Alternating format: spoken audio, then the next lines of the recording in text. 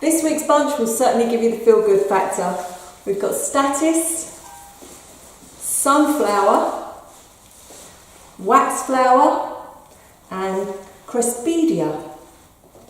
I'm going to start with the statice, crossing their stems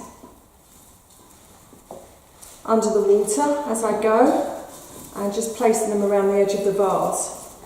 I've put these flowers in first, these stems in first, purely because they're such a wide stem that I just think it made it easier to arrange.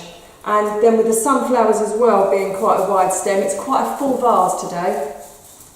You could probably definitely make 2 or 3 arrangements out of these. So then moving on to the sunflowers, I'm just going to dot them around the edge of the vase as well. They look fantastic. How can you not feel good when you look at these? They're beautiful. Really like sunflowers.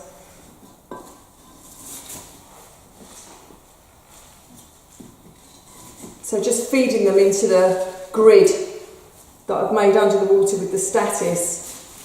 Don't forget the statice as well. When the rest of the flowers are finished, put the statice, cut it down a bit shorter and put the statice in a smaller vase with no water in it. Because they'll last for weeks as a dried flower and they look fabulous. They keep their colour. Don't fade out too much and they're gorgeous, absolutely gorgeous. So then moving on to the wax flower, and I'm just going to feed this into the gaps anywhere I can get it really, just dotting it around the arrangement. You'll find as well these will come in 3 stems, but as usual I've cut the bottom branches off so that number 1, they're a bit shorter, and number 2, I can spread it throughout the vase a bit more easily. There's just so much of it otherwise. I'm going to move this round a bit so that I can see it from all angles. There's so much in the vase, it's hard to see it unless I spin it about.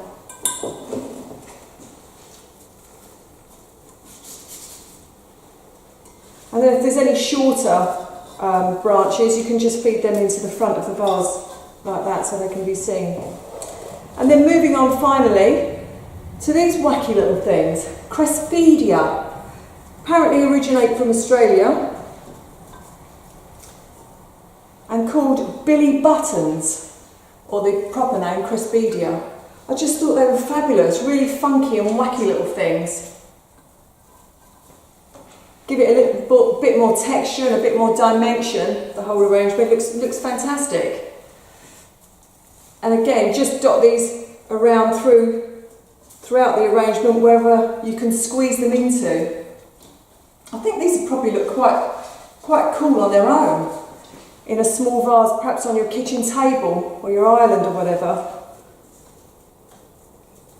Even though they're quite bare, they're just quite minimalist. But yeah, look really cute. I like them. A bit different. Always like a funky flower.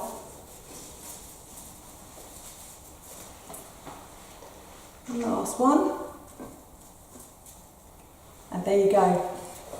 How can that arrangement not cheer you up, even on the dullest of days?